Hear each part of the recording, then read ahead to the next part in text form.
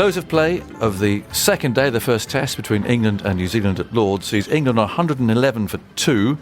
So 267 runs behind New Zealand's score of 378, of which Conway made 200, exactly 200. He was the last man out, having opened the batting, of course, and the only batsman ever to have been run out, in fact, for the score of 200. To add a little bit of quirkiness to all the records that he's broken along the way. New Zealand lost 7 wickets in adding 132 runs today. They lost 4 for 6 at one stage, with Mark Wood taking a couple of wickets. And Ollie Robinson, with all that pressure on him from last night, of course, well, full credit to him. He took a catch and finished with 4 for 75 and bowled very well from 28 overs and 6 maidens. Anderson took 2 for 83. Mark Wood 3 for 81. There was an entertaining last wicket stand of 40 between Neil Wagner and Devon Conway, with Wagner making 25 not out before that run out of Conway. Literally one frame on the TV deciding he was either in or out. On his way for 200 for 347 balls, hit 22 fours and the 6 that brought up his 200. So a really terrific effort. In go England, and the first playable ball, the straight ball that Sibley received from Jamieson. No, it was a very good ball, but the first straight one had him LBW for naught. So that was 4 for 1 in the third over. Crawley got 2. He drove it a wide one from Southey and edged it behind. There was 18 for 2. Then a stand of 93 between Rory Burns, who's 59 odd out, and Joe Root, 42, has seen England through to 111 for 2. Root picking up a nasty blow on the hand. There's uneven bouncing, or increasing uneven bounce, shall we say, in this pitch. Some keeping low, and as Root will tell you, some bouncing really quite sharply, and the occasional ball has spun as well. So there's a bit going on. Interesting day's cricket. Michael Vaughan's alongside me, and there was a lot going on there. It's been a really interesting day. I mean, I think the pitch has played the main part, because yesterday I think we were all thinking that this pitch was going to be a pitch that 550 was going to be the kind of first inning score for New Zealand, and England would bat and get a big score. But for whatever reason, the ball started to do a few things today. It swung through the air. There was a bit of seam movement. I thought England were magnificent in the morning session. They hung in there to start with, and all of a sudden they got the breakthrough of Nicholls, and then Mark Wood produced that really high quality spell. Robinson was very, very good. He's had a very bizarre week, but all we can talk about at this stage is his bowling, and I thought he was very, very good, very consistent. Great skills. He can swing the ball either way. Should have got a 5 for Stuart Broad. Dropped that chance at mid-off. Yes, he did. So full credit to England, because you could have had a mentality of, wait a minute, this is going to be a real long day. And they kind of looked to me like they kind of rolled up the sleeves and said, come on, we've got to get some wickets, and they did so. And then with the bat in hand, you lose 2 wickets, which is quite a common trend with this England Test match team, and it down to the captain once again, and Rory Burns, who I thought played beautifully. But you can't keep asking the England captain to go out there at 18, 20 for 2 and think that he's going to continuously get you out of a hole. And that's been a real issue for England's Test match team for quite a while now. Let's interrupt Michael there a second and hear from England's batting coach, Graham Thorpe, who's with Eleanor Oldroyd. Well, Graham, an interesting day today, wasn't it? From the way that New Zealand started looking like they were going to put a big score on the board, to the way that England then fought back with the ball and then with the bat. How do you assess it? Yeah, well, we said yesterday, we didn't, although we only picked up 3 wickets, we never let them get away on the run rate. So if we could actually make inroads today, then we were going to get ourselves a good chance of getting back into the game. And our bowlers really stood up today. So it was a really good fight back. Slightly annoying last wicket partnership, but to bowl New Zealand out for 378 from the start of the day, we were really pleased. And to see Devon Conway going on and scoring that double ton, I mean, that's quite something to achieve that at this ground. A remarkable effort. He played fantastically well. We threw a lot at him as well. We tried as hard as we could, but he stood up. Great character, technically played very well. And really didn't give us too many chances at all throughout that innings. So a remarkable effort. Mark Wood was saying this morning that there was plan A, B, C, D and E, and it was probably on to plan F. Yeah. In the end, actually, none of the bowlers got him out, but at least they managed to get through the guys at the other end. Yeah, that's generally the way it goes at Test cricket. You'll have your plans, and you work your way through it throughout the course of the day, or depending how long the player stays at the crease. The way that Mark Wood bowled, obviously he bowled brilliantly, but the way that Ollie Robinson responded to a really difficult day yesterday, what did you make of that? Yeah, well, it was a very hard day, and it tested his personality and his character. Yesterday, he had to he had to say his sorries and apologise. You know, it's not easy, in a dressing room and stand up and say that, and then to the world. So how he responded today, we were really pleased. You know, we have to support him as well. You know, as a player in our team. So we were really happy with the way he performed today. You know, he's a talented bowler, and I think he showed that. Because trust and team culture are so big in this England group, aren't they? Yes, it is. It is, and as we know, and he knows himself, he made a mistake a long time ago, and as he said, he's a changed character from that, and we're just pleased that he was able to come out and perform at that level again this morning for us. Some negatives and some positives from the batting lineup as well. So Dom Sibley and Zach Crawley must be feeling a bit sick this evening. Yeah, well, that is the game, and ultimately, you know, sometimes you're going to get very good deliveries bowled at you, and sometimes in your career you're going to make some poor choices as well. Where that's technically, you get yourself into a bad position, and then you make a decision to play a shot, and it's not the right one, and you're out. And again, we just try to chat to them, look at where they are in their Test careers, and then kind of sit down and have a chat with them. They're quite aware, you know, today that both of them probably made little errors in either shot selection and decision making, and we're just going to try and keep working with them and make them better players. We don't want them to lose their positivity, but you just want them to be able to make those decisions how to build in innings, you know, basically, and that's important. And looking at what Rory Burns has done, first big innings for nearly a year from him, and Joe Root recovering. He obviously damaged his finger. He got hit by Colin de Grandhomme, didn't he? So. Yeah, that's right. And but it was a really important partnership, because obviously being 2 down for 20 odd early, you know, we're under pressure. There's still a deficit, 270 odd runs. So we're going to have to play very well again tomorrow, and hopefully we can bat throughout tomorrow, because I think that's what we're going to have to do to put New Zealand under pressure in this game. Any sign that the pitch might deteriorate at all, or is it still looking like a good? Well, I think we've seen some odd balls misbehave. The odd one or two have kept low, and as we saw there from Joe, the odd one has stood up as well. So it's still a very good batting pitch for me, but from time to time, bowlers, when they get the ball in the right area, it can misbehave a tiny bit. But all in all, it's a good day. Thanks so much, Graham. Pleasure. Good to see you. Thank you. Thank you, Eleanor. Thank you, Graham, England's assistant coach. Summing up today for us. Michael Vaughan's still here. We'll get a New Zealand perspective from Jeremy Coney when we let Michael go. I thought he spoke very well about Ollie Robinson, actually, because, you know, for everything that did appear yesterday, I mean, he probably had a sleepless night. And he's come up here. He took a catch early on, an important catch too, and finished up with 4 wickets and did show character. Yeah, he did, and you know, he was under a huge amount of pressure. And I like what Graham said there when he said, look, you know, the role of the dressing room is to look after him. You know, yes, he's made a big mistake. He apologised in front of the team, and then obviously to read the statement out on television. There's still work to be done, and I'm sure there'll be potentially some more to come from it. But in terms of the way that he reacted today and went out there and performed under that spotlight, it shows that he's got a bit about him. You know, he has got something about him, and yeah, the team have got to look after him. Yeah, reasonable pace. I mean, what's 83, 84 miles an hour, big, tall, hits the pitch pretty hard, does move the ball both ways. He's got a lot going for him. Yeah, I mean, you're looking at a bowler that, you know, this pitch has done a little bit, you know, and I think England's problems going overseas over the past few years, over many years, is can you get 20 wickets? And he looks the kind of bowler that will get something out of a surface. You look at him potentially bowling in Brisbane in a few months' time, over the top, kind of Josh Hazlewood style. That's the kind of bowler that he is. I'm not saying he's Josh Hazlewood, but he's the kind of bowler that you would look to take to Australia to potentially have some success. So, as I said, we'll wait and see what happens after this game. He may be suspended, that's the whisper, but I don't think it's the last that we will see of Ollie Robinson. I do think he will have a career with England in Test match cricket. What about this pitch? Because we have seen quite a few balls keep low, actually, even from yesterday. More in the way of bounce today. I mean, you know, unexpected bounce. Santner got one to turn really quite sharply there towards the end. So there's enough going on here. Yeah, and I think that's why it's been a really good Test match wicket, because, you know, if you've been willing as a bowler to hang in there and you know, give it everything, i.e. Mark Wood yesterday, he got his rewards today. Didn't get any wickets yesterday, but he got his rewards today. Ollie Robinson, he's been standing the seam up nicely, changing his angles, bowling a little bit of in-swing, out-swing.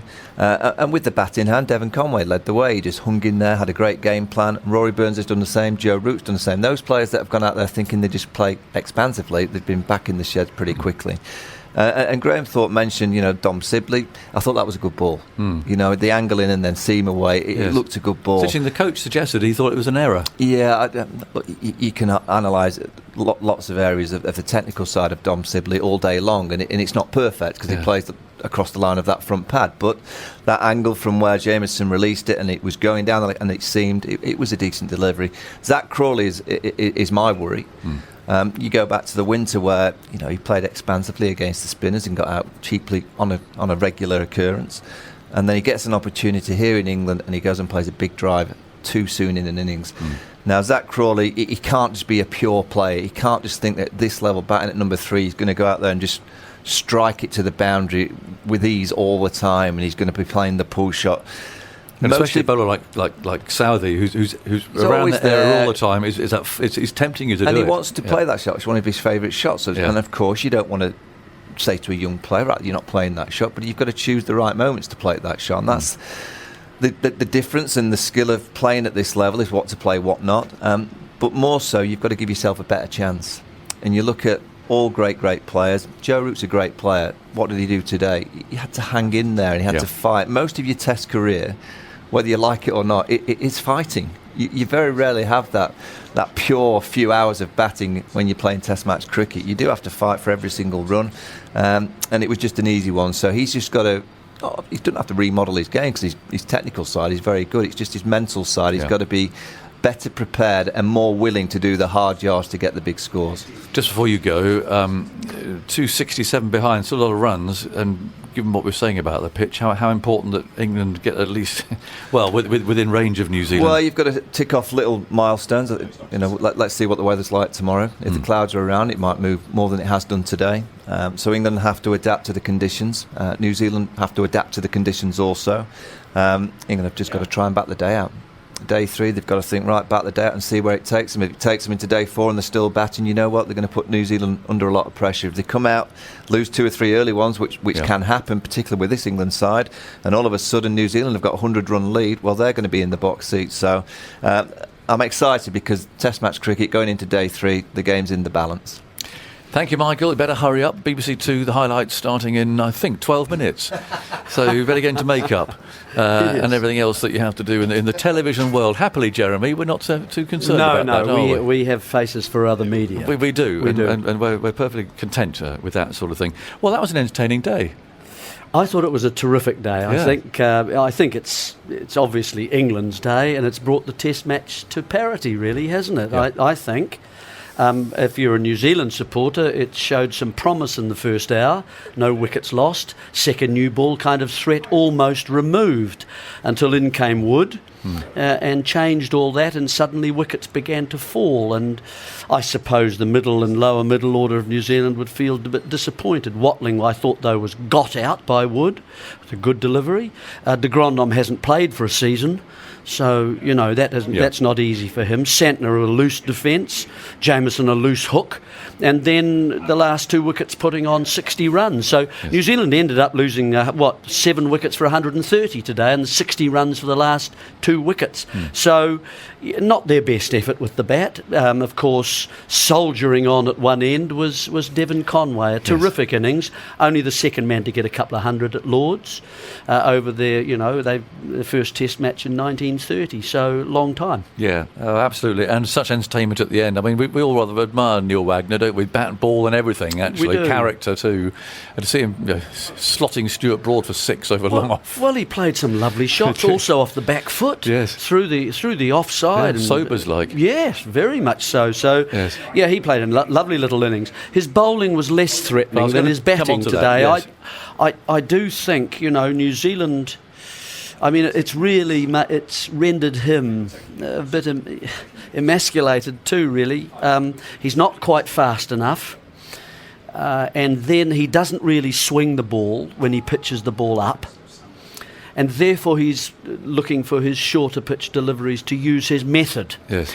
But this pitch undoes him as well. When he pitched short, it was perhaps around tummy level, when he needs to get it up to chin and eye level, and he was unable to do that at his pace today. Only Wood has really been able to do that in this match so far. Yeah. So he has really been, every time he tried, and irrespective of how many on the leg side behind square, well, he only have two, but the rest are just in front. It looked very comfortable for Burns, who I thought played well today, and also for Root. So he's Wagner seems to me to be taken out of play, and that's a very important component. Let's catch up with some response then from the New Zealand camp. Henry Nichols is with Ali Mitchell.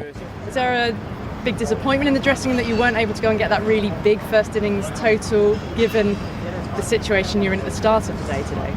Yeah, I think it would have been nice to obviously do that, but I think it probably also gives us a lot of incentive as well at the bowling unit to show that when you get a wicket, you're able to get 2 or 3 quite quickly. So it was pretty important runs in the last 3 wickets as well, putting on 80 odds. So to get to 370, like I say, if we're able to get a wicket, then I think as we've seen on this wicket through our innings, that you're able to get can put a bit of pressure on the new batsman and hopefully get a couple in a row. How's Devon Conway? 200, incredible. Yeah, it was incredible. He's obviously. Yeah, he's taken international cricket like it's nothing. But he's a very level guy. He's he's taken it all in his stride. I think he's a bit knackered. He's been out there for every ball of the game. So he's obviously deserved all the praise he could get to come out on Test debut, play the way he did. It was just really incredible. Big job for the bowlers now to bowl England out. From the batsman's perspective, how much do you think this pitch may break up? Yeah, we're hoping so, I guess. It's something we've even seen in that last session, a little bit of up and down, and there's a little bit of spin as well for Mitch. So I think it's one of those things that, depending on the weather as well, if it's warm again, then hopefully we're able to create a bit more uneven bounce and just put enough doubt in the English boys' minds. And you yourself, your own innings, how do you appraise that? It was a lot of hard work, I think, from yesterday, last night, and then even starting again this morning against the new ball. And I think it always is a batter, you always want to go on and kick on to do more, but it was good to have a decent sized partnership with Devon there, and sort of get us into a position that, like I say, we'd have hoped to kick on to get a few more, but it's a position that we're looking forward to a good start on day 3. Good luck for the rest of the match. Thank you. Play well, didn't he? Because he was suggesting he didn't have much rhythm yesterday. It was hard work for him, but he looked more fluent today. Well, I think the pitch was a little bit faster today, and I think that any movement came from the surface. I think the wind, different wind today, wasn't it? And I think it just dried that surface out, and so a little bit of nip for the bowlers. It actually happened faster. I do take the point that he says, and you've mentioned it with Michael, that the surface is just starting to misbehave slightly. Not all the time. But there is some up and down movement. If you are a tall bowler, I think you're more likely to get it. My slight concern, I've spoken about Wagner, is Jameson.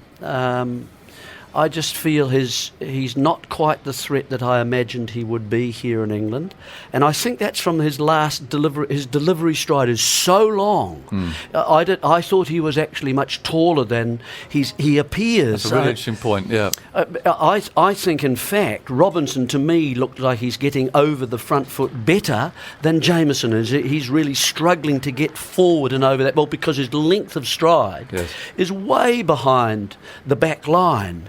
And so that lowers him quite dramatically. That's interesting. I mean, he swung it, and he does swing the ball both ways, doesn't he? Yes, he does. But I would agree with you. He is lower in delivery than you'd think a 6'8" person should be. And the body is actually falling away slightly to the offside, towards sort of cover point area. So I think there are just a few little technical issues that need to be addressed. I mean, you can't do them during perhaps a match, but there are slight issues there that are meaning that he is not quite the bounce that I thought that he would get here. And then, of course, you've got, the likes of Colin de Gronholm, 75, and you've got Southey at 81. And so it's not quite the New Zealand attack that I thought I'd see. Interesting tomorrow, in that next in Pope and then Lawrence and then Bracey on his debut. Yes. And then you're into the bowlers. So, I mean, if New Zealand do get a good early hour in tomorrow, and it is a bit cloudy, the forecast is possibly for some drizzly rain. I mean, it's definitely going to be cloudy by the sounds of it, so it's a good opportunity. They'll be hoping for that, won't they? And I think that's what Nichols was hinting at as well when he said that. I mean, it's it's a potentially very attacking kind of side. Really, Root likes to. He looks a solid player, doesn't he? And he looked comfortable, I thought, today in his innings, and certainly, Pope is the anointed one. He's been playing at 5 and 6. Yes, I have for Surrey. He's a lovely player. Yes, he is. He's an attacking player. Yeah. Lawrence, I haven't seen quite so much of. Bracey is a number 3 usually, so he's a handy man to have batting at number 7. So we'll wait and see about that as well. But, New Zealand, their bowling, to me, it wasn't a great effort. I thought that they can do better. Missing Bolt, of course. Very much so. Yes. Very much so. I mean, him here, and possibly it is cloudy tomorrow. Absolutely. Would be, yeah. So, talk about Root a minute. I mean, it's interesting when I know you live here, and so you see more of English cricket, perhaps. But it's like us when we see Kane Williamson, or you travel obviously for Kohli, or you actually see people batting live, even for a while. What is it about Root's game that you as a batsman really like? Time. What teammate is it? Okay.